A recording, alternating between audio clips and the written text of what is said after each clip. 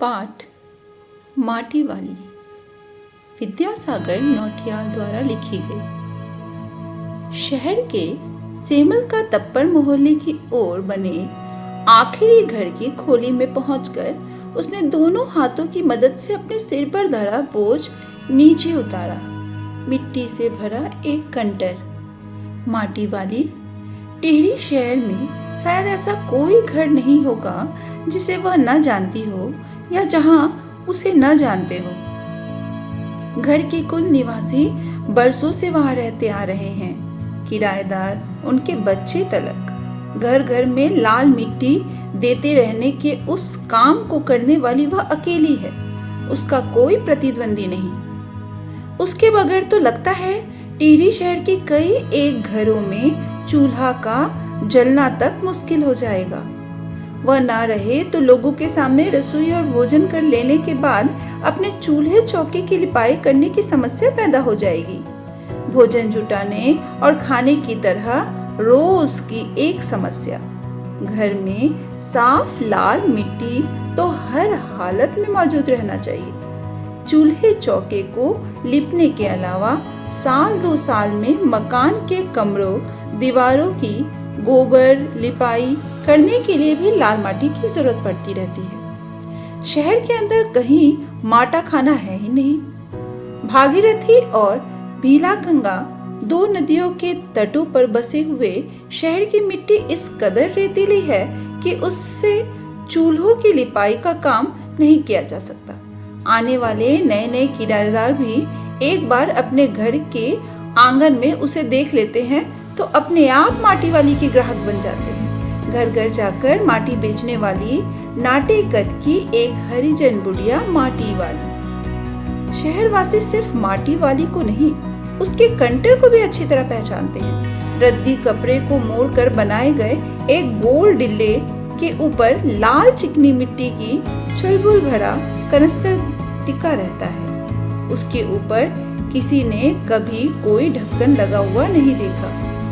अपने कंटर को इस्तेमाल में लाने से पहले वह उसके ऊपर ही ढक्कन को काटकर निकाल फेंकती है। ढक्कन के न रहने पर कंटर के अंदर मिट्टी भरने और फिर उसे खाली करने में आसानी रहती है। उसके कंटर को जमीन पर रखते रखते सामने के घर से 9-10 साल की एक छोटी लड़की कामिनी दौड़ती हुई वहां पहुंची और उसके सामने खड़ी हो गई। मेरी माँ कहाँ है? जरा हमारे यहाँ भी आ जाना। माँ ने कहा है। अभी आती हूँ। घर की मालकिन ने माटी वाली को अपने कंटर की माटी कच्चे आंगन के एक कोने में उड़ेल देने के लिए कह दिया। तो बहुत भाग्यवान है, चाय के टाइम पर आई है हमारे घर। भाग्यवान आए खाते वक्त। वह अपनी रसोई में गई और 2 रोटियां लेती आई। रोटियां उसे सौंपकर वह फिर अपनी रसोई में घुस गई। सिर पर बोझ के नीचे रखने के बाद अपने अच्छे या बुरे भाग्य के बारे में ज्यादा सोचने का वक्त नहीं था। घर की मालकिन के अंदर जाते ही माटी वाली ने इधर उधर तेज निगाहें दौड़ाई। हाँ, इस वक्त वह अकेली थी। उसे कोई नहीं देख रहा था। उसने फौरन अपने सिर पर धरे डिल्ले के कपड़े के मोड़ों को हड़बड़ी से एक झटके में खोला और उसे सीधा कर दिया। फिर एक हरा खुल जाने के बाद वह एक पुराने चादर के एक फटे हुए कपड़े के रूप में प्रकट हुआ।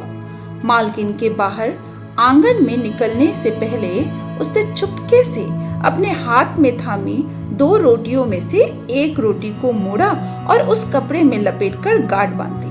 साथ ही अपना मुंह यूं चलाकर खाने का दिखावा करने लगी जैसे कि वह कुछ खा रही हो। घर की मालकिन पीतल के एक गिलास में चाय लेकर लौटी। उसने कहा, गिलास बुढ़िया के पास जमीन पर रख दिया।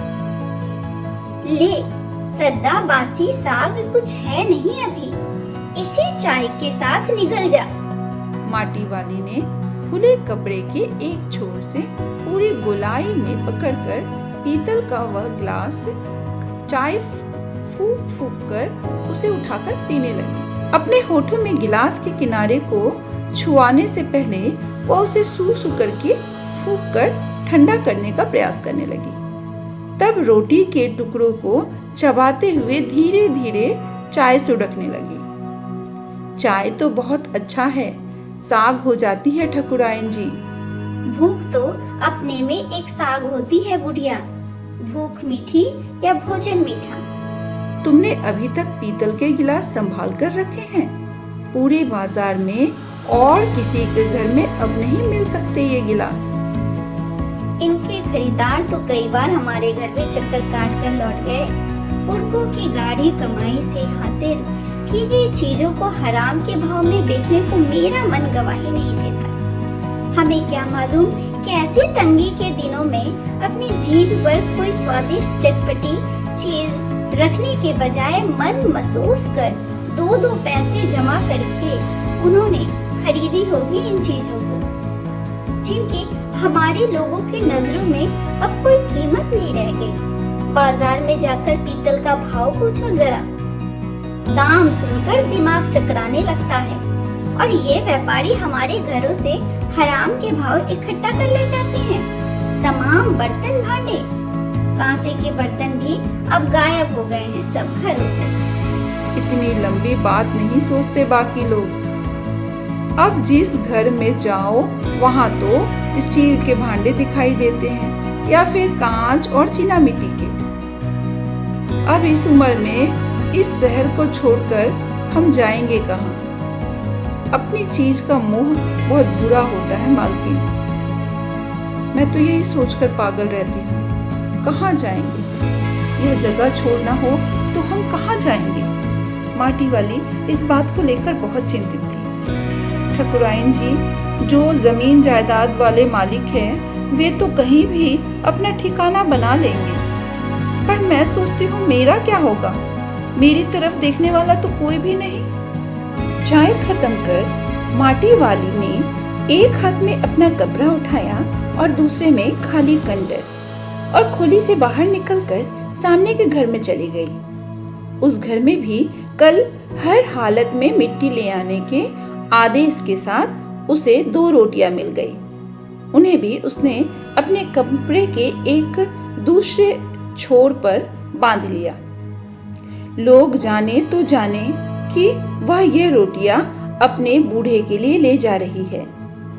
उसके घर पहुंचते ही असत बूढ़ा कातर नजरों से उसकी ओर देखने लगता है। वह घर में रसोई बनने का इंतजार करने लगता है। आज वह